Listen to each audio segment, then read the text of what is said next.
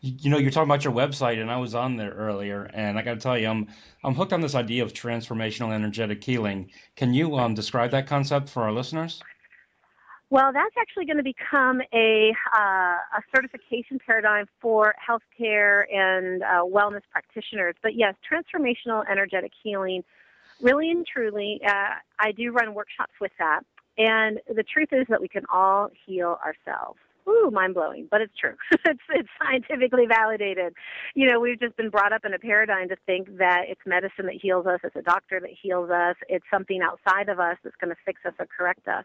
And the truth of the matter is that we all have self-healing abilities. The body is designed; it's a self-healing organism. But we ourselves, mentally, emotionally, and spiritually, can heal ourselves. And so, the workshop, the paradigm helps to take the participant through different levels of self to access some of those things.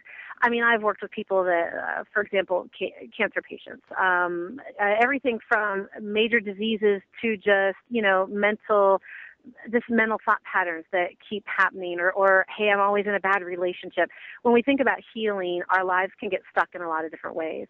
If we don't deal with that stuck energy, so to speak, it can absolutely manifest into real symptoms, into real disease states. So first of all, we have to start identifying what's going on.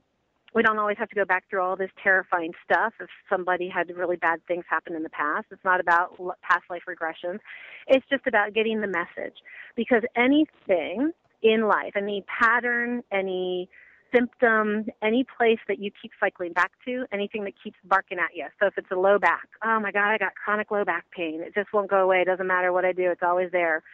It's your body's talking to you. If it's a pattern, if you keep attracting the wrong kind of relationship in your life, you're like, God, I always end up in the same scenario with this type of person. Why didn't I see this coming? Patterns, be they physical, be they mental, there's a message within it. When you are able to understand the message, you can free the pain, you can free the symptom, and you can just absorb the message into the whole of you and evolve forward. So transformational energetic healing is really helping the people that come to those workshops understand how you can get the messages within yourself to create self-healing, and then how you support ongoing self-healing and self-evolution so that you can really physically, mentally, emotionally, spiritually, like I said, be your best self.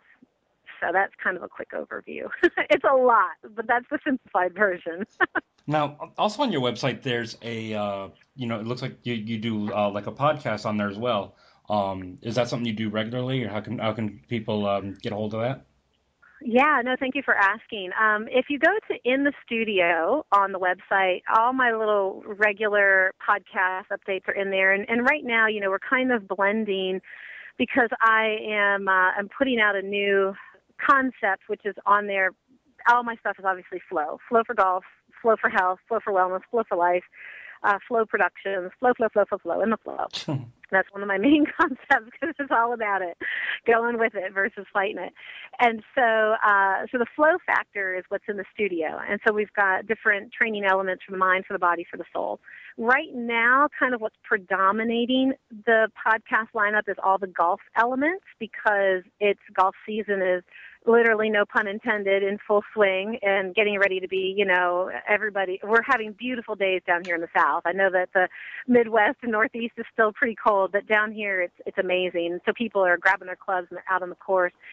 And so that's what's really predominating. And then as we kind of get things underway with golf, and we're going to have some of the other ones. I don't have a weekly podcast yet because I want to make sure I'm not making everybody's head spin because I've got even though it's a similar message, one week it's golf and then the next week it's, energetic healing. So we're just deciding what message, if I want to do singular podcasts for each niche or if I'm going to do kind of a blanketed, just the Flow Factor studio, which I think is what we're going to do. So by March, we should have regular podcasts coming out.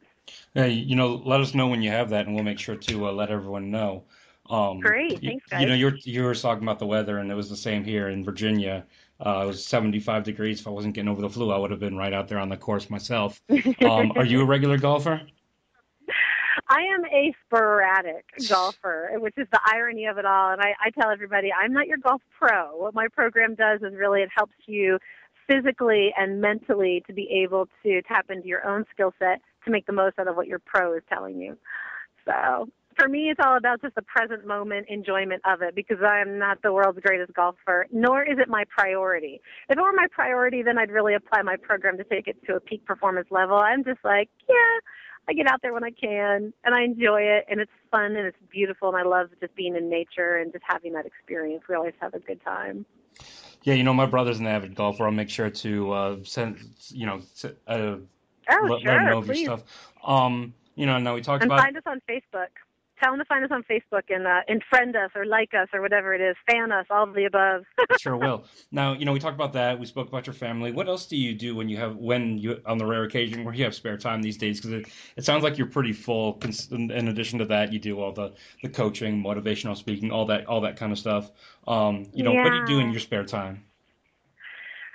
I play with my son and love my husband and, work out and go for walks and play with my dog. I have just the most adorable little pit bull mix, and she is the craziest athlete you've ever seen. So we take her out to the park, and she literally does somersaults and jumps up in the air. She's crazy. It's amazing. So it's the simple things. I mean, I just really love just the beauty of the moments that life gives us. And I just soak in as many of the belly laughs as I can get from my son, and as many kisses and handholds from my husband, and I meditate. I really do. It helps me get centered.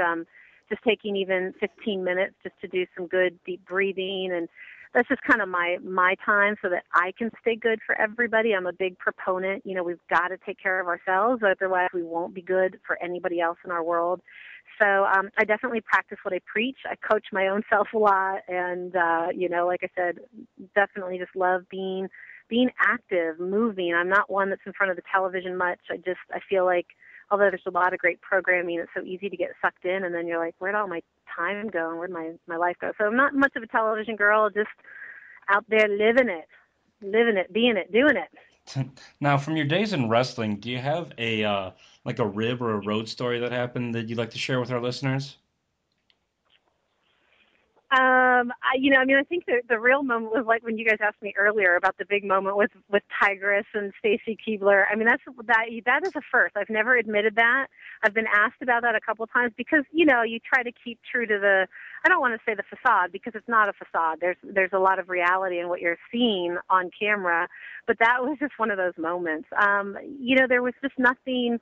There's nothing bad. They were my family. When we were off camera, we'd go back to the hotel. We all went out a lot. It was just any time we'd have a pay-per-view weekend, it was a long weekend, we'd definitely go out and find all the fun clubs and go dancing and just literally dance all night because that's just me dancing. That was just kind of it. We danced, we hung out, we wrestled, and you went home and you regrouped, you did your laundry, you paid your bills, you said hi and loved the people in your life, and you got back on the road and went and did it again next week. But I can't say there was any big drama or any big stories of, just for me, from my standpoint, just a lot of wonderful, truly genuine friendships and connections. And it was just a fun time. Yeah, so one of the some breaking news right here today, the story about Tigers. So, The truth of it all, she wasn't really knocked out. She was praying to God she wouldn't screw it up.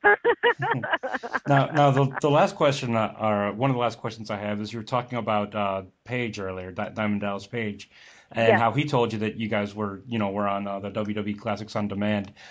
He's also hosting a Best of WCW Nitro DVD that's coming out later this year. Do you Yes. have any idea if you guys are Yeah. going to be featured on that at all? I have no idea. He said what he got to see was some great looking footage, and he just kind of sent out a mass, Facebook message to a bunch of us within kind of a little WCW little group there that we all kind of keep in touch. So he said just the preliminary footage looks great. Looks like it's going to be an awesome, DVD, so that's the most I know right now about Yeah, that. yeah, I'm looking forward to that. Having grown up in Virginia, I was always kind of more into WCW, so I'm much looking forward to that. And do you have any final words for your fans out there? Oh man, gosh, truly, I know this sounds so hokey, but thank you. Thank you for, just loving us, and still 10 years later, I'm of interest, and you're caring to hear what's going on, to say, hey, what's Spice up to these days? Thank you for everything. Thanks for the love. Thanks for the support. I am excited to know that, new fans are going to get to see the work that we did from so long ago, and I keep loving wrestling, because wrestling fans are phenomenal. They're a blessing. They're really great. Just some of the best, truly the best fans out there. One of my best friends is Mark Brooks, who's an artist for Marvel Comics, and we talk all the time how comic fans and wrestling fans are one and the same, because they are just tried and true through and through, and just so supportive, and just follow and want to know, and they just genuinely care about the art. So it's a blessing. Wonderful. Thank you. All right. Well, thank you so much for joining us today, Melissa. Thank you so much, guys. And I see, buddy. It's time. Do you want to say bye to everybody? Tell us, say bye. Bye, bye, bye, bye, bye, bye, bye, bye. Bye. Peace out. Peace out. My dude. All right. There you have it. Those are the final words. All right, and we'll be right back.